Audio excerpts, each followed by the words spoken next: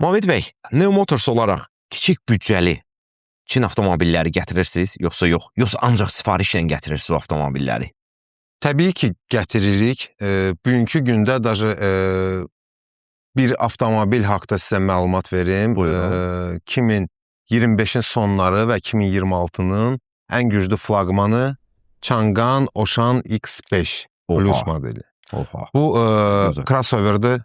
Sadə benzin mühərrikdir, hamının istədiyi kimi. 1.5 turbo, 192 at gücü.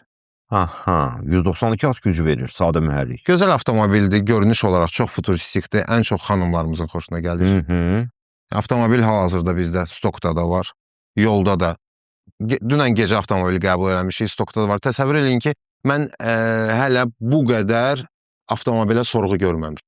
Qiyməti də çox baha deyil, 26-28 min manat. Radioenerji adından gəlsələr endirim eləyəcəksiniz? Təbii ki, eləyəcək.